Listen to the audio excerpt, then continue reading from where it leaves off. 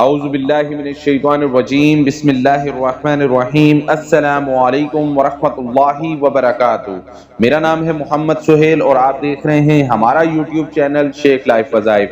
آج میں آپ تمام بہن بھائیوں کے لیے 2 وقت ایسے لے کر حاضر ہوا ہوں کہ ان 2 وقتوں کے اندر جس بھی میرے بھائی نے، جس بھی میری بہن نے اللہ تبارک و تعالیٰ کی بارگاہ میں ہاتھ اٹھا کر جو بھی دعا مانگی، انشاءاللہ تعالیٰ آپ کی وہی دعا، آپ کی وہی حاجت، آپ کی وہی تمنا پوری ہو جائے گی انشاءاللہ تعالیٰ۔ اس 2 وقتوں کی اتنی برکت ہے کہ جب بھی کسی انسان نے، کسی شخص نے اللہ تبارک و تعالیٰ کے سامنے ہاتھ اٹھا کر دعا کی ہے، اللہ تبارک و تعالیٰ نے اس کی ہر دعا، ہر خواہش، ہر تمنا کو پورا کر لیا ہے۔ آج میں آپ کو ایک چھوٹا سا مختصر سا وظیفہ بھی بتاؤں گا اور آپ کو دعا قبول ہونے کے جو ایسے وقت بتاؤں گا، انشاءاللہ تعالیٰ آپ کی ہر دعا، ہر حاجت، ہر تمنا، ہر خواہش اللہ تبارک و تعالیٰ کی بارگاہ میں ضرور قبول و مقبول ہو جائے گی۔ اس سے پہلے شاید آپ کو اس بات کا بالکل بھی معلوم نہ ہو کہ یہ 2 وقت کون سے ہیں، لیکن جو 2 وقت میں آپ کو بتانے والا ہوں یہ ایسے وقت ہیں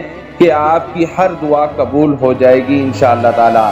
آپ نے بس کرنا اتنا ہے کہ اس ویڈیو کو شروع سے لے کر آخر تک لازمی دیکھنا ہے اور سمجھ کر ہی آپ نے عمل بھی کرنا ہے اور دعا بھی مانگنی ہے انشاءاللہ۔ آپ اپنی دعاؤں کو، اپنی حاجتوں کو اللہ تبارک و تعالیٰ کی بارگاہ میں قبول ہوتا دیکھیں گے۔ اور اگر آپ نے ابھی تک ہمارا یوٹیوب چینل شیخ لائف وظائف کو سبسکرائب نہیں کیا تو اسی طرح کے آسان اور مختصر وظائف دیکھنے کے لیے ہمارے چینل کو لازمی سبسکرائب کر لیجئے اور اس ویڈیو کو دوسرے لوگوں کے ساتھ ضرور شیئر کیجئے گا۔ انشاءاللہ آپ کو ہم سے بہت زیادہ فائدہ ملتا رہے گا۔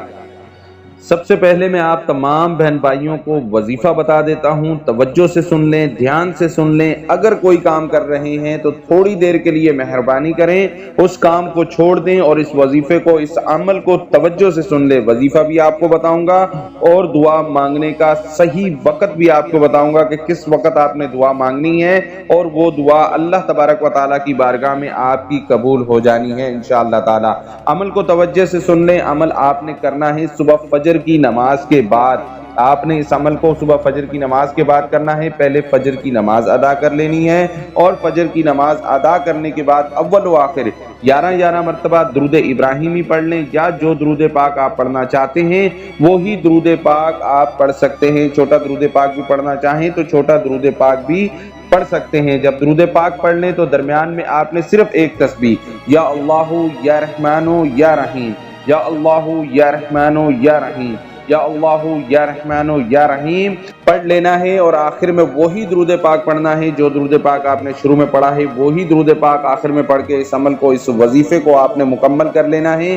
یاد رہے کہ آپ نے اس عمل کو، اس وظیفے کو روزانہ کی تعداد پہ کرنا ہے۔ روزانہ فجر کی نماز کے بعد آپ نے اس عمل کو، اس وظیفے کو کر لینا ہے۔ ایک تو یہ طریقہ ہو گیا۔ دوسرا طریقہ آپ کو بتا دیتا ہوں کہ آپ کی دعا کس وقت قبول ہو جاتی ہے، وہ 2 وقت کون سے ہیں۔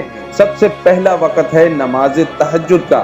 جو بھی شخص نماز تہجد کے وقت اللہ تبارک و تعالیٰ سے جو بھی دعا کرے گا، انشاءاللہ تعالیٰ اس شخص کی ہر دعا، ہر حاجت، ہر تمنا اسی وقت پوری ہو جائے گی۔ بس آپ کا کامل یقین ہونا چاہیے اللہ تبارک و تعالیٰ کی ذات پر کہ اللہ تعالیٰ جب چاہے، جس کو چاہے، جس کی چاہے نصیب کو بدل دے، تقدیر کو بدل دے، نصیب کو بدل دے، اس کی دعاؤں کو قبول کر لے۔